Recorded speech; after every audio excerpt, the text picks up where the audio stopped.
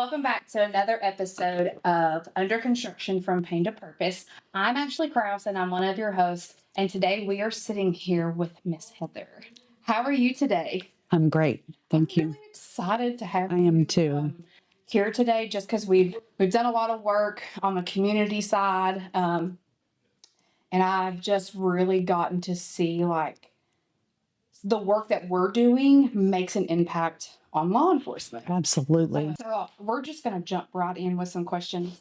What inspired you to get into law enforcement? It's very funny, strange. A dear friend of mine in high school was actually Len Bias's roommate in college.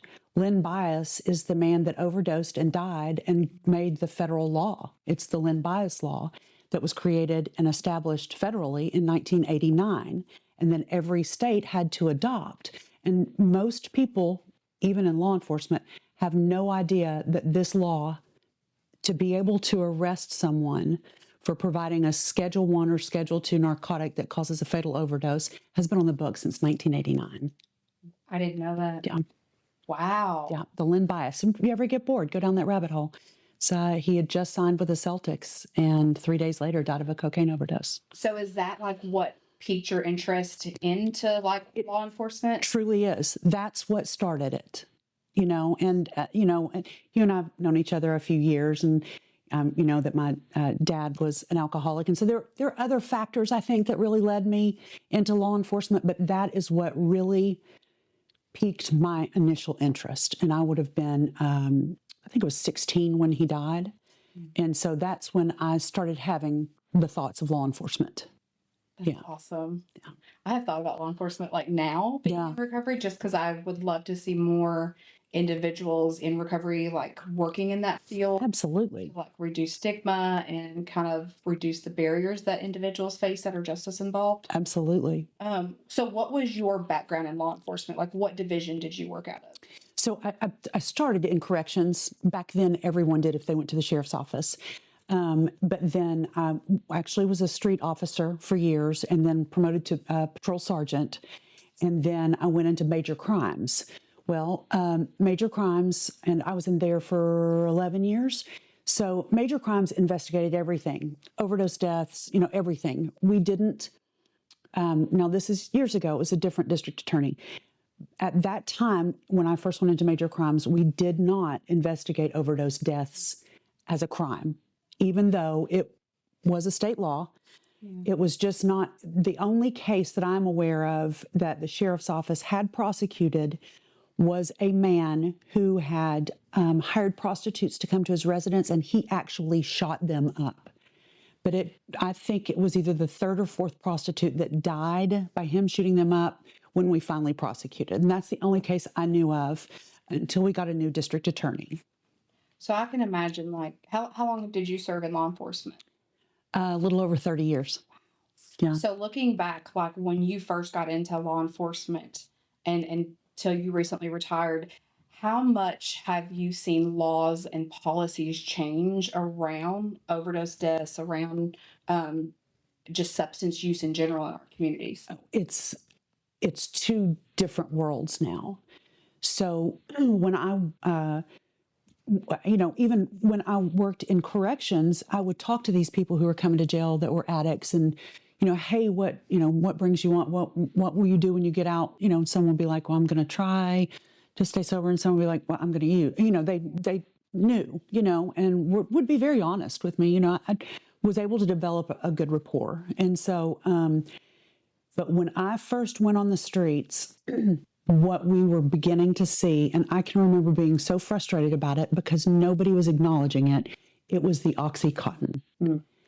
And it was how many people, while I was a street officer, and 9 times out of 10, it was always Oxy with Xanax were the death. Which is such a deadly combination. It's so deadly. But they would have, and here's what was so sad, most of these people had legitimate prescriptions. Mm-hmm. This is when we started seeing grandparents and parents' medication go missing. And that's when that started, in the late 90s, early 2000s. And, policies and laws started changing. Doctors would not give you another prescription if your medication was stolen. And people started getting lock boxes for their just all that kind of stuff. And then you started seeing the pharmacy. There were years where, while I was in major crimes, we would work a pharmacy robbery nearly every day. Oh, wow. Yeah, it was crazy the amount of pharmacy robberies that were going on for OxyContin. Yeah. So when I was in active addiction, it was in the height of all that. Yes. And I don't think, now looking back, like, I remember going to the doctor's office and standing in line, and that line sometimes be like wrapped around the building. Yeah. Walking in, doctor writes you what you're asking for and sends you on your way. It was all cash. Yep. So when did laws start changing around, like the doctor shopping, over prescribing? So I know I don't know if you're too young to remember. If you'll remember the big fad of everybody going to Florida to get their prescriptions, they were setting up trailers, okay, and could get enough to come back and sell it here. And it was, but that is when I started seeing laws starting to change. And they started developing different ways to know if you're doctor shopping. That's where the medical field side started helping the law enforcement side. Yeah. Because at one point it was nothing for you to have 2 doctors in Chattanooga, 2 doctors in Dalton, Georgia, and getting prescriptions from everybody.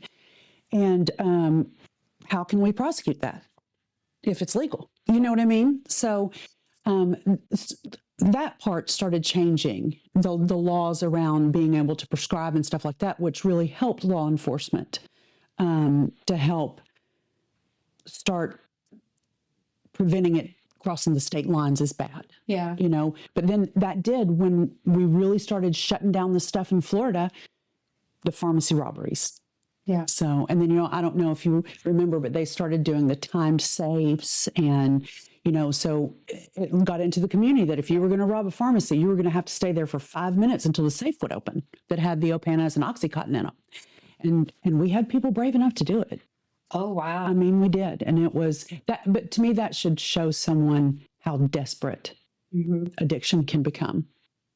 Yeah. And then when they started cracking down on the prescribing laws, people who were receiving those that were going and getting what they wanted no longer had access to. Yep. And so I feel like that's when we started seeing a shift to heroin starting to come into play into the community. And it's funny you say that. I went into major crimes in January of 2007. Okay. And in major crimes, I was just seeing, OxyContin overdose with Xanax or with another, just almost always was a combination overdose. Yeah. And my very first heroin overdose that I worked was January of 2015. So it took 8 years before I saw. Now, that doesn't, I know heroin was already here by then, but you weren't seeing the reported ones as much, but my first one, and I even remember, a female and out in Farragut, living with her parents upstairs, mid-30s, had been struggling with addiction for probably 15 years since she was a teenager and had gone down the oxy route. And, and she was one of the ones that started with a legitimate prescription. Yeah, that's how it started. Well, and that's the thing is that we all, I think, everybody knows, and we've all seen the documentaries and the Michael Keaton little 3-episode, I can't remember, the name of it just left me just now. Dope Sick, thank you. And we all see how easily that happened with the way it was marketed, and prescribed just, it was just so readily available. And it's just so sad at how many people that just got an injury that didn't even need hydrocodone and they got OxyContin, Yeah, I mean, the physician I was seeing overprescribed. I mean, I had a legitimate reason. Right. Have gone through multiple surgeries, but I think back then they didn't correlate like trauma to substance use, like turning into an addiction. Like today, I feel like physicians are much more educated in that department. Oh, I agree. Questions before they prescribe. I agree. Long term.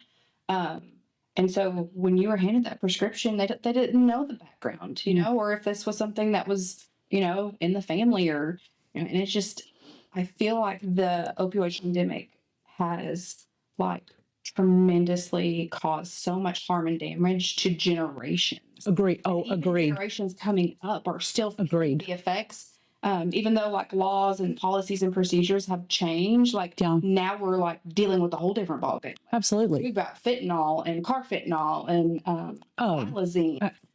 Yeah, just stuff. Even like, um, I came out of the task force at the end of 2022, and we were still getting new drugs that were like, we would get an autopsy back and look and start, dissecting. You'd be surprised how much you learn when you're reading these autopsies and the toxicologies. And I would, be reading, and I'm like, oh, okay, yeah, I see that level, yeah. And then I'm like, what's this?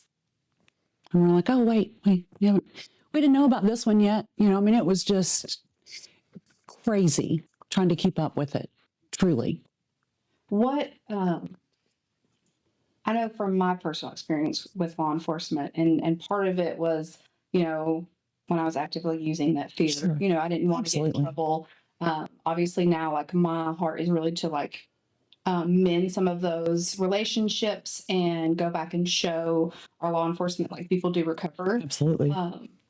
What piqued your interest in drug-related overdoses, and really just because you've been involved in the recovery community, doing work in the community with MDC, what piqued your interest to start being on the other side of things? I think, and I was actually really young when what made me start connecting more on the recovery side, even before there was really a big, recovery community. Just the thought of people getting clean is what we called it then, instead of saying going into recovery. My nephew is only 11 years younger than I am, and he started with weed at 12, hydrocodone by 14. 19 is when Oxycontin hit the streets, and he is 40.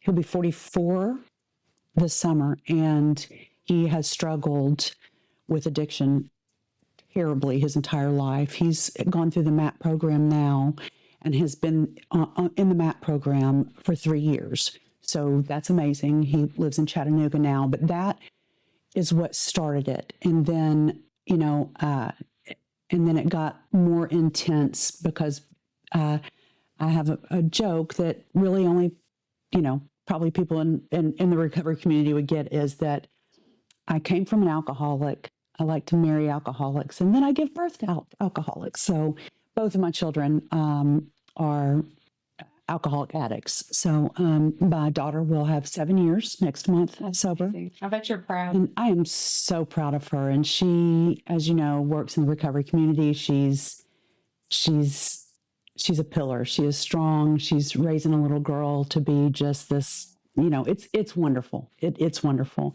My son struggles. He's doing well right now. He's working, has an apartment with his girlfriend, but I feel like still fights a lot of demons, a lot, And So you come from it like professionally and personally. absolutely. How do you keep from stigma clouding your judgment even?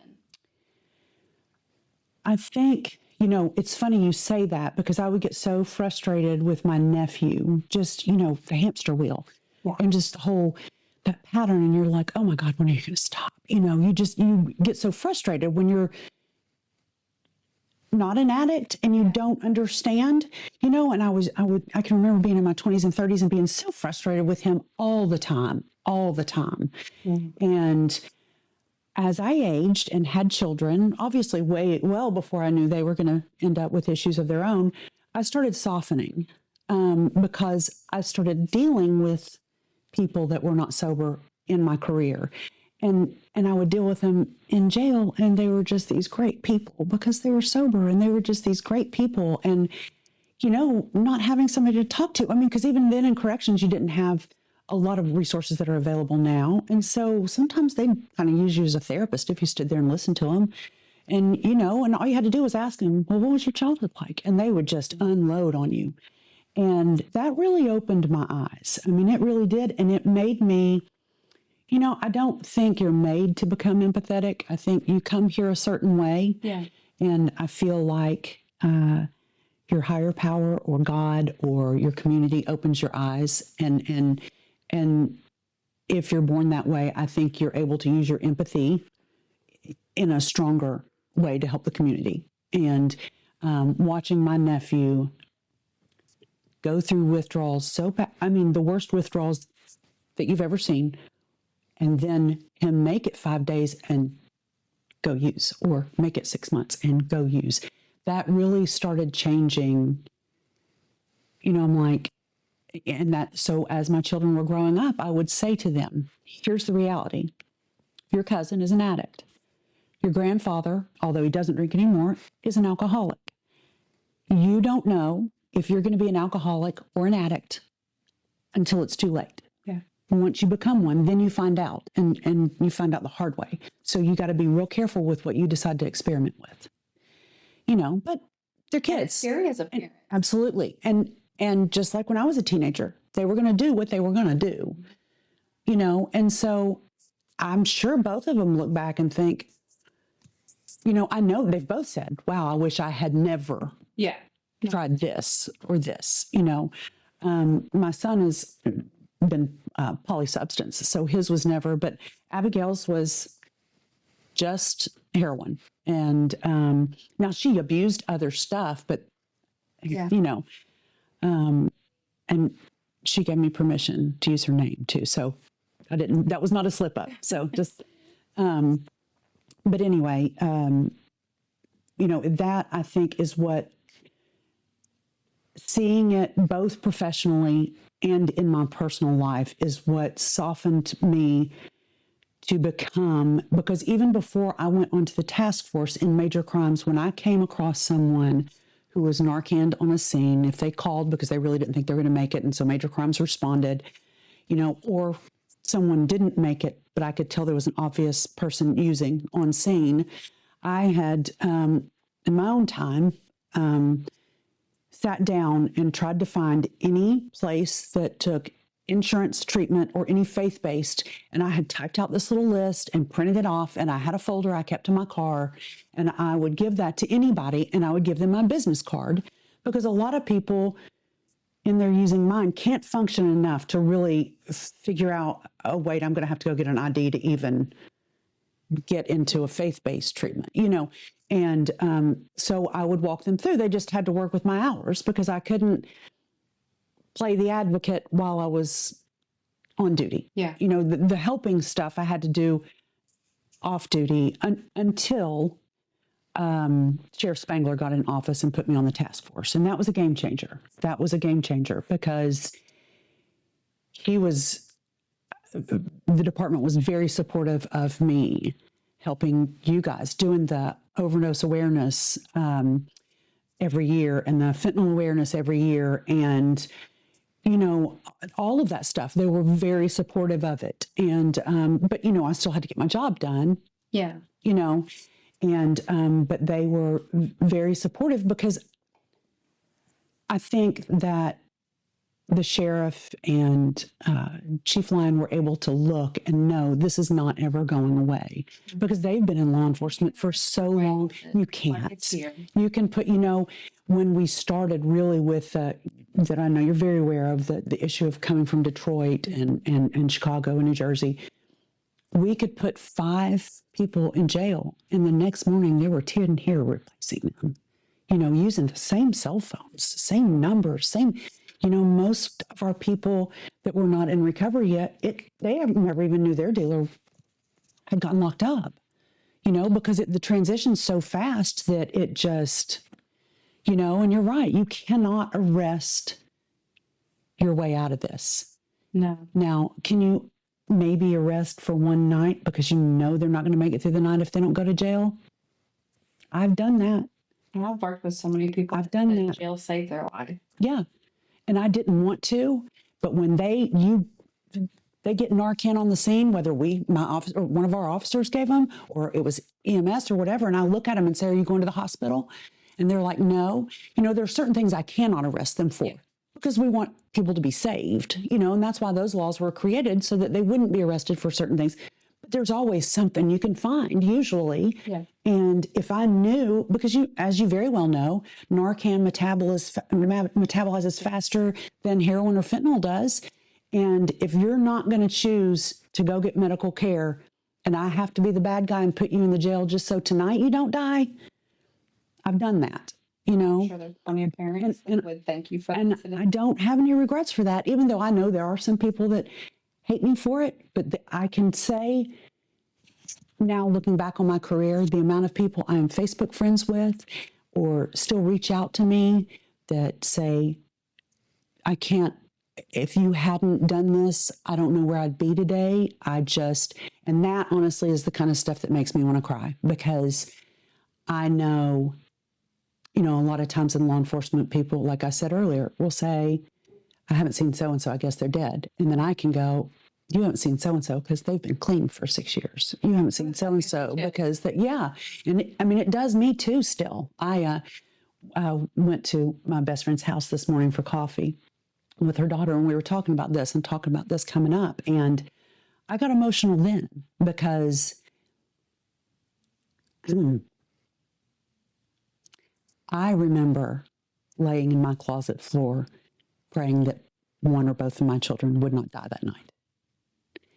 And I remember how fresh that is, even though that was years ago. And if I can help any parent to keep them from having that feeling, or if I can help anyone still using, find their, even if I'm just the planted seed, even if I just gave them the list and my card, but then somebody else actually got them, because I will say that once I was able to really reach out in the community, I started with Rico Hopewell. I was real big with the Mend House, and I was on their board for a while, and for a couple of years, and building that community, getting to know you guys, getting to know the navigators at the hospital was a game changer for me, because since I couldn't do this while I was on duty, well, whoever I ran into that day, I was having to go home and start making phone calls and see what I could do and see what I could. But then once I got to know you and Jessica and Rachel Loveday and all these people, and I could just pick up the phone and say, hey, I've got this person right here. Can I give them your number, or what number can I give them? What can we do? And, anybody I called never hesitated and immediately helped them. And that was a huge game changer for me, because it bothered me a lot that sometimes I couldn't help them right then because it was noon and I had to wait until 4. That bothered me a lot, because I knew the reality that when I called them at 4, they may be in jail or dead already. And so being able to reach out to you guys immediately, or I have put them in my car. I mean, Rachel can tell you this, and driven them straight to, UT Hospital. Of course, this has been a few years, but, whoever, Katrina, Yep. I can't tell you how many people she met me out front and helped get out of my car. And, because we have gone through years of struggling with ambulance service in Knoxville. And so, you know how it is. If they say, yeah, I'll get help, you go, right? Yeah. You don't wait. Yeah. You don't wait. You all right, get in the car. Yeah, go. This job is not a 9 to 5. No, it's not. That really quickly. Yep. And a lot of times it's late. It's wee hours Oh, yeah. in the morning. It's never convenient. Never. Like that average schedule. Nope. And so and we all that work in this field have just really adjusted our lives to that. Well, it was a navigator that helped my nephew the final time he went into treatment. And it was at UT Hospital. And he, my sister had called, and, you can imagine decades she's been going through this. And I said, I'll call the navigators. It was Sunday night, so there was not a navigator on duty. And I want to say it was Rachel that helped me and said, don't worry, and Katrina, we'll get something. Well, he ended up having to wait too long that night, because he was going to wait until the morning, just sitting there. And so he left, but he ended up going back and got help. And then, like I said, he's gone through the MAP program. And I want to say it's been 3 or 4 years now. So, he's a functioning member of society. So I can imagine you've worked with a lot of different individuals in law enforcement, even other law enforcement officials. And I hear it still, not as much as I used to, but there is a lot of stigma around substance use, even around recovery still. How did you navigate some of that when like your opposing coworker was like, "Oh, just leave them," or you know, discouraging you from helping? I thankfully, especially once I got to that place in my career, was considered one of the old heads at that point. So, it wasn't so much my rookie years that I was doing this. So, it one thing was I almost always would look at them and say, I really hope you don't end up with a family member or a child. And oftentimes, some of them did have family members, and it's what made them more angry. They'd seen their sibling run over their parents for years. I had, and obviously I'm not going to name names, but I actually had a couple of cases where it was officers' mothers that died. A couple of cases it was their siblings that died, fathers. And it was mixed from them.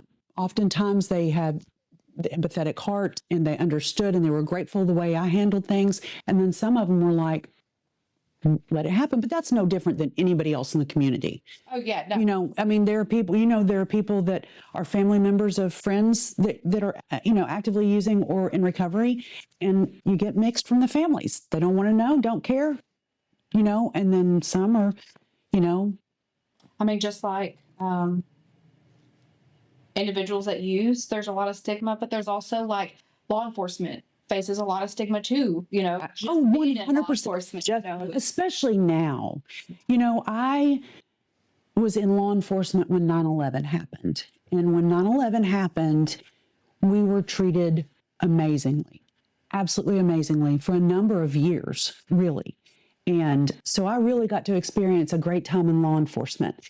And as I was winding down my career is when all of the, where the worst cases were coming out and it's true, it's the bad apple can just really spoil the whole bunch, Yeah.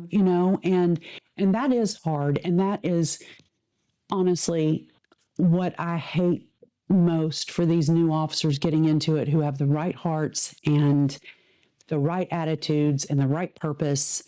And even some of my friends that are still there, that are there for the right reasons, I really hate the stigma that's attached, because this is just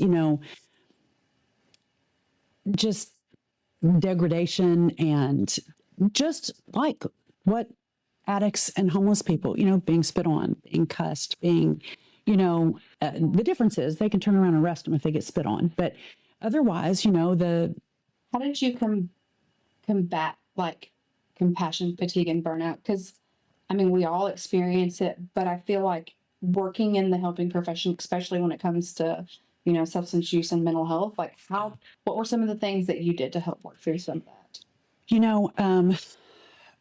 Through the years, it was different things.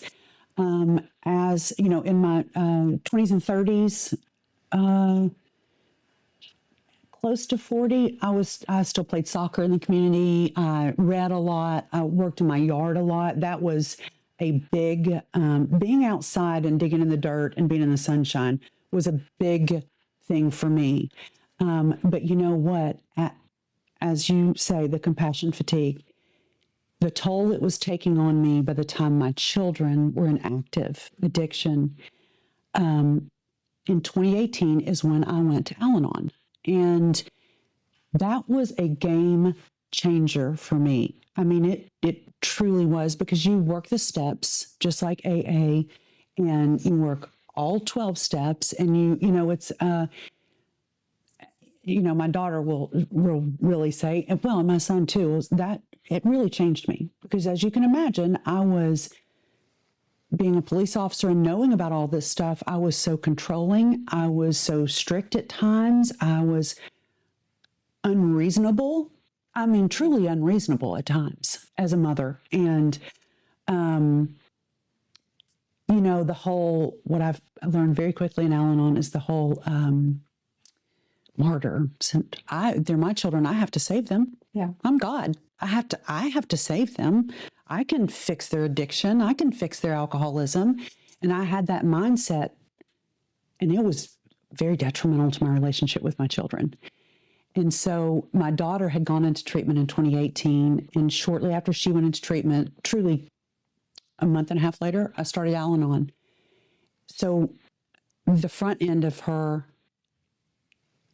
recovery, we were kind of both in recovery. You know, I have learned more from that program and the people in my sponsor and the people in the program and my daughter. And that, you know, I have a friend that's been in recovery for 30 years. Grew up with this guy. His son and my son ended up being best friends. And he said, after I started Al-Anon, he said, I'm really, really proud of you for starting Al-Anon. He had suggested it for years. And he said, I'm really proud of you. He said, don't you think the world would be a better place if just everybody on earth just did the 12 steps? Even if they didn't have alcohol or addiction problems, you can take that first one away, you know, just, and I'm like, no, I mean, but you know as well as I do, whether they're in the recovery community or not, introspection is very damaging for some people. Some people can't, you know, like you said, not knowing how to deal with traumas and stuff, that, you know, can be very dangerous for some people, you know, so without the great tools. That we have built a much better relationship with law enforcement. Oh, me too. I feel like it takes a community effort. Like, this isn't just one agency. Agreed. Or two. It's from all areas, Absolutely. nonprofit, government entities, to really come together and put our heads together and say, like, what can we do different? How can we work together instead of to make it better? Absolutely.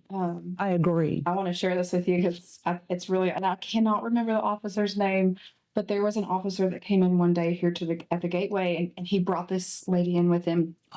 And he said, you know, I walked up on her on the streets and she was fixing to use. And he said, I gave her a choice. I can either arrest you or let me take you down here to the recovery center and get you connected with some services. And like, my insides were screaming because I was like, man, like, that is a huge testament to like the work that we do. Because a lot of times we don't always see the good outcomes that come out of it. We experience a lot of loss in our community, but like, that day was a win because that officer, like, you could see he was like uncomfortable, but wanted to do something different. Absolutely. And so what was really cool is with that lady, you know, he left her there with me. We went and sat down and had a really good conversation. And like, ultimately she wasn't ready. Right. And I've learned, like, doing this work, like, we have to meet people where they are. Like, Absolutely. I walked her through all the different things that we did here, and I told her, you know, I respect you and I appreciate your honesty, but when you are, please know that like, all you have to do is like walk back in these. Absolutely. And it was literally like 2 weeks later, and she walked back into the. Oh, wow. She was like, I can't do this no more. I just need help. Can you help me? And so I love that.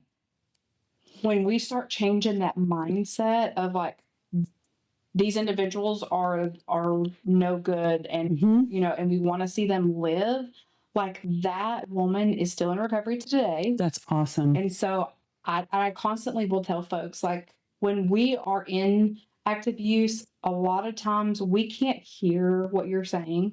We know, like, we need to do something different. Absolutely.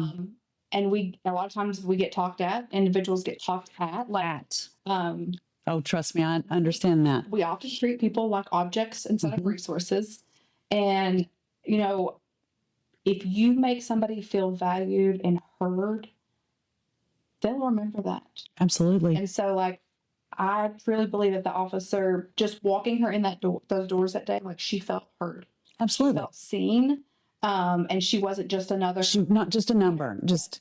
And the difference that it's making in the community. I never thought we would be working like that with law enforcement. Like, it's huge. Oh, if you'd asked me 30 years ago, I would have been like, there's no way, you know, and in my mind, I would have been, law enforcement's too stubborn or whatever, because, you know, when we first initially, when the whole Narcan thing started, I mean, that was just a whole big, And what You remember, SSP program. but then the more, and Jessica would get me the Narcan, and then the more people, I think officers learned, they would administer Narcan and see that they saved a life. And they're like, oh, that made me feel good. Yeah. And maybe that person didn't get clean that time or go into recovery, but it kept them alive and gave them the opportunity to. Yeah. You know, Like you said a minute ago, like it is our job to plant these seeds. absolutely it is. Force people Nope. to want something different, as bad as Yep. I would love for everybody to experience like the recovery that I have. Hmm. I have learned that it will block like building those relationships with folks if I am projecting what I think they should be doing. Yep. Um, Oh, I've you had get that issue you get a too. completely different outcome. Yep. And you talked about being the martyr. We get in that space sometimes because we have access to all these resources, Yeah. programs, like literally across the state. And sometimes it's our own expectations that get in the way of others, like wanting that help, even because Right. we bombard them with, Yep. you should, Yep. you need to, instead of sitting back and saying, like, what do you want to do? Yeah. And that has been such a game changer. Absolutely. Especially through the education we do here, and I've got to be a part of. When we know better, we do better. Yep. And like seeing law enforcement make that shift is a testament to like the work that's being done in our community. Oh yeah. And to put it a little bit in perspective, when I first was getting the Narcan from Jessica and taking it to work and saying, hey, going into roll calls and saying anybody that wants this, and one or two people might get some, to just, and I wasn't going through the Narcan very fast at all. And then it was, they'd see an officer use it and the difference it made. And so more people started getting it. And then it was like I was having to let Jessica know ahead of time, Yeah. I'm going to be running out of Narcan. And the difference that made. And then to have officers come to me and say, hey, do you have any extra? I'd like to keep some in my personal vehicle too. Wow. Or, hey, is it, will you get in trouble? My brother's an addict. Will you get in trouble? Absolutely not. Here, there's a box, there are 2 in here. Go in, And so, but then I would also give them Jessica's information. Look, here's the deal. She just wants everybody to have, she did the training for, our officers and stuff. And, it just seeing their mindset from, walking by the Narcan and rolling their eyes and going on by to, hey, can I get some extra, please? I work in this part of town. And it's like, yeah, absolutely. Of course you can, and can I put it in my personal car? Can I take some home? That was a big deal to me because it also made me feel like they really trusted me. Yeah. And you want the people you work with to trust you, so. Keep saving lives. I mean, Yeah. you cannot help an individual come into recovery if they're dead. No. And I still get a lot of like pushback from like the faith community around Narcan.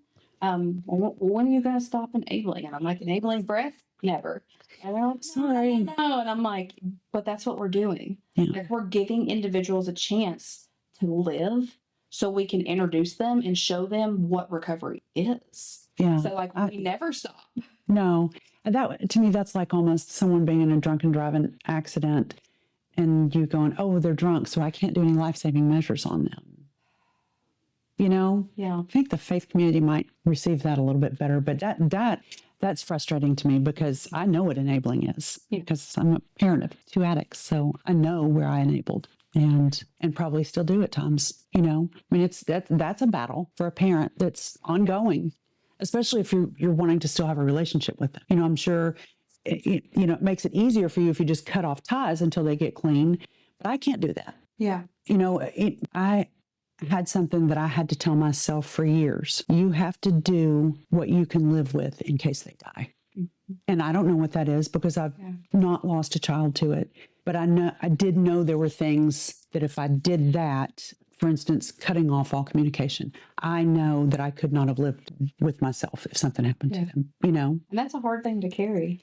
It's a hard way to live. You think you're doing what's right to protect like yourself because it's Right. so taxing on the person using the The family. community. Yeah, I mean, it truly impacts every area of our lives. And I absolutely. walked through that as a parent. And I pray you never do. But being on the recovery side now, I've had to walk through it with different family members and losing my sister and thinking that cutting ties was what I needed to do to protect myself. Absolutely. And so when she passed, that was that guilt for all I'm sure. ate me up. Like I'm sure. then I was like, I did everything. Yeah, I give her absolutely. and it's still there, Mm. but like you got to be willing to live with. You have to be able to. And I don't judge, in Al-Anon, different, my parents and their spouses, siblings. And I've never judged how any of them were handling. And it's just like when I worked in major crimes, everybody handles grief differently. So, I can't always judge that someone might be a suspect of a homicide just by the way they're handling their grief. And so how you handle your loved one that's in active addiction and even in recovery, because you know as well as I do, just because someone goes into recovery doesn't mean the rest of their family is going to get healthy. Yeah, very much so. And it's sad to see that. Yeah, it is. Because I know for myself, it took years before my family would even acknowledge, like, sure, okay, maybe she's gonna it's gonna stick this time. So we're just gonna stay away and very jaded. Yeah, and I'm over here living my best life. Right. And my family's still very much living in hurt that I left them. Right. For years and have their own stuff that they need to work through. Absolutely. Oh, you and I both know that about and also levels, not specifically pointing at your family, but the toxic stuff that is there when someone goes into recovery and they are actively working on themselves, but the people around them are not working on themselves. Yeah. And I think that's where Al-Anon really helped me.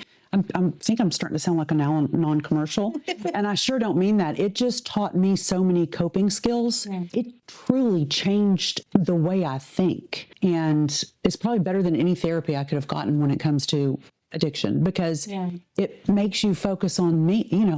It was all about me. That just sounds selfish, but it really was. It was like that you weren't alone, that there's other people absolutely going through it. Absolutely. And that while my daughter is healing, I can be working on me so that I don't do toxic things around her that would, especially in early recovery, that might trigger her, or words that I might use. And Ashley, I'm still learning. Well, being in recovery, we're the worst for using words. And we can only just work on being more self-aware of the words that we use. Yeah. Yeah.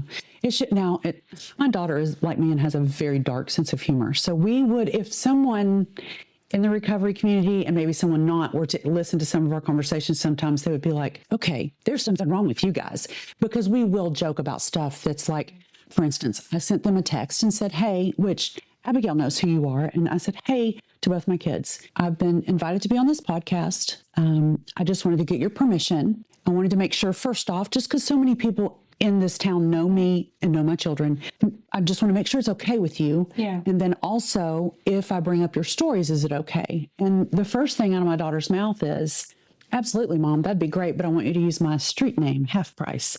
And then my son says, yeah, me too, Mom. And I'm going to be extra risky. And so I just start dying laughing, because they're just like, my son then responded and said, no, but seriously, you do you, absolutely, if that's what you want to do. And he's not sober. So that is, I'm not going to get emotional.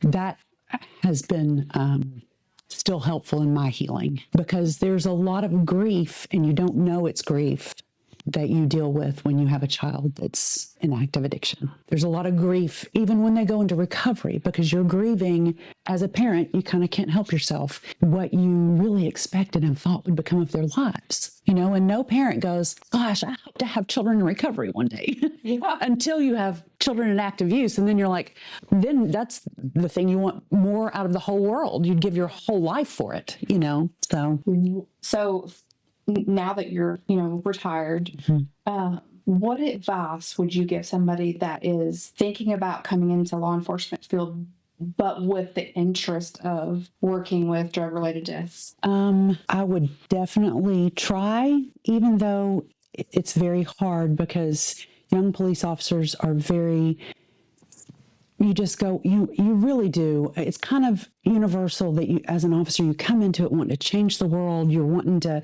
very few people that I know in law enforcement came into it just wanting to put everybody in jail. They really had this bigger idea, and then we get jaded and we're like worn out and tired, and it's the same thing every day. And, I would specifically about working with drug-related deaths, especially if they had any family in recovery or not, or in actively using, to prepare themselves and to find very healthy outlets and very healthy ways to begin working through trauma. Because as officers, whether they work drug-related deaths or car accidents, it's repeated traumas daily. Vicarious trauma. Yeah, it is. And, I've seen a lot of officers basically lose their career from the inability to deal eventually with the trauma. Yeah.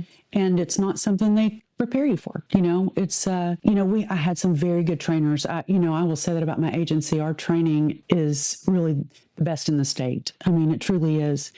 And, but times have changed since, you're allowed to talk about it. Yeah. You can look at your partner and say, man, that call's got me sideways. That's like, you know what? And you can go to your sergeant, and now there's still a lot of stigma. So you have to be, you have to be kind of careful, But just because you're officers doesn't mean you're not human. Absolutely. And I promise this is something I would say. If you stay in this field long enough, you're leaving with a baggage of trauma. So know that. So find a way to cope with your traumas on a daily basis. Yeah. Because it's not something you can go, I'll do something about this next week, or, because like what I've said, I've seen it happen with people I work with. One day, if they don't deal with it, their brain will make them, because you just shut down. It just happens, So Do you miss the work? I do. I miss helping people. I miss being out in my community. I do. There's a lot I don't miss. That the overdose deaths really hit home with me. And I think I couldn't do that again. Yeah. I could not do that again. If I was forced to have to do, I would just probably say, okay, I'd rather run patrol. I'll just go answer alarms and car wrecks and domestics and, stuff like that. Trust me, patrol officers probably see more trauma than anybody else. But you go to your call and you leave. With the drug-related deaths, I got to know these people. I got to know these moms. I got to know these husbands, especially for prosecuting a case, because it takes, as you know, years to prosecute one of these. So you get, pretty close to some of these victims' families. And that's hard because you start taking on their trauma too, I can't even imagine having to take some of that home. Like, we experience loss here a lot. And I'm sure. We use dark humor on a lot of days. Absolutely. To get through this. And it's weird because, like, some days we feel very unscathed, very like, I'm fine. Not feeling any emotions to it because we see it so much. Yep.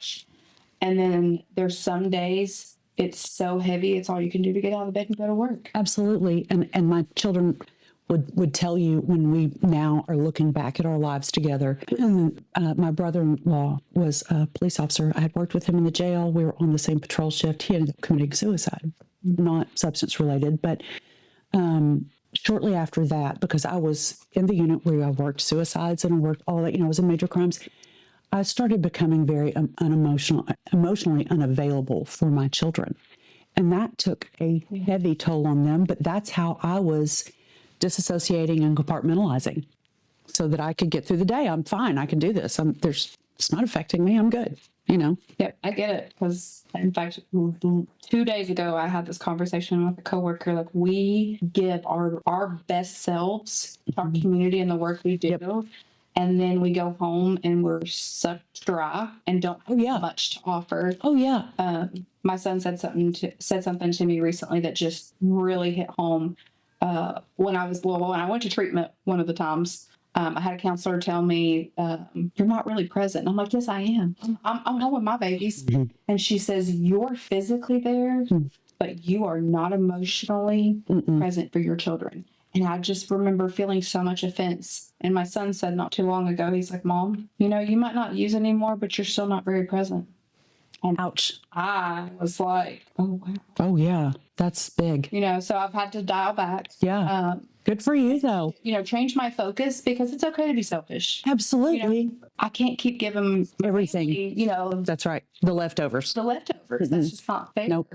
And so that really hit home with me. And it's really hard finding balance because we're also passionate about the work that we do. Absolutely. You didn't go into law enforcement just because it was a little interest. Like you Yeah. had a passion. Absolutely. 100%. And kept driving me through the years. There's an instance, there's a man that had been diagnosed with schizophrenia. And for whatever reason, and you know how schizophrenia can be, and for whatever reason, this man trusted me. Okay. And I started dealing with him in 2010. And when he would come off his medication, would have to deal with him again. And so it got where even his ex-wife and two daughters would, because they lived out of state, "Hey, he's, this is going on. Can you help? Can we get him some help? Can we get him on medication? Can we?" And I would do that repeatedly with my daughter. And I would do that even because, law enforcement, it's okay to deal, that there wasn't as much of a stigma about dealing with mental health. They sent it the training, all that kind of stuff. And so there were times where I would have to go when I was not on duty, and I would come downtown because that's where he was, or at his house, and I'd have to talk him into, "Hey, would you think about going back to Peninsula? How about we please get on the ambulance for me, please?" And, that kind of stuff. And he always would for me, always. Well, my daughter started having a reoccurring nightmare that I was murdered by him. And so seeing that affect my daughter and her like visibly shaken and upset and crying, that I look back now and the guilt that I have for that, and mostly guilt because I didn't stop and try to appreciate her perspective and try to even just bond with her and say, "I am so sorry you're feeling this way." It's not going to happen. Mama carries a gun. I'm fine. That was my answer. Put ourselves in some sticky situations. Yes, absolutely. We haven't in a while, but what we call off-roading, where we'll go into like on foot into some of the encampments. Narcan, and it was a group of women, and so it probably wasn't the smartest. Like looking back, I'm like, but again, it was that passion, that wanting to absolutely, and always wanting to see the best in somebody, even when they're experiencing their worst. Absolutely. And that was, God gave me the ability to look at somebody and go, "This is not who they are. This is what they are doing." I teach that in some stick training that I do. We actually do an exercise where you have to, it's like 4 different sheets: person with addiction, person with alcohol addiction, person with mental health issues, and person in recovery. Okay. And so individuals have to write down the things that are associated, words, labels. And it amazes me, like the negative are just overwhelming these pages. And the one thing I don't see a lot is like, that's somebody's mother, somebody's daughter. That's somebody's loved one that you just labeled with. And who are we to say they're worth giving Narcan or not worth giving Narcan? Exactly. That just appalls me, quite frankly, that there are people walking around that can justify feeling that way. Because to me, there's no way you can justify not saving someone's life. I agree. 100%. So I really want to thank you for taking the time to sit down with me today and share from your heart and be vulnerable. And I really want to thank you, like from the community side, though, because it's I'm trying to law enforcement like you that give individuals a different experience, and that's a game changer. Well, I do miss that. I'm not going to lie. I do miss that. Well, we're always looking for volunteers. Just saying. Got some really good stuff going on here.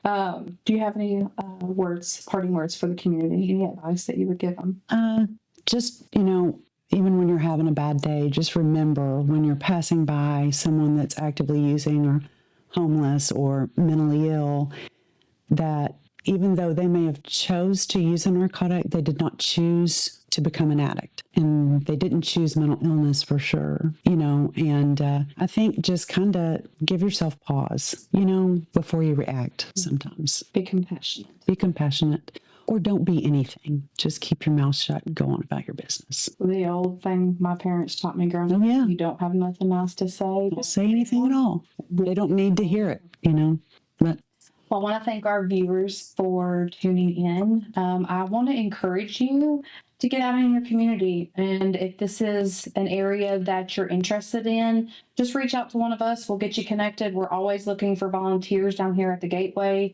Until next time, thank you.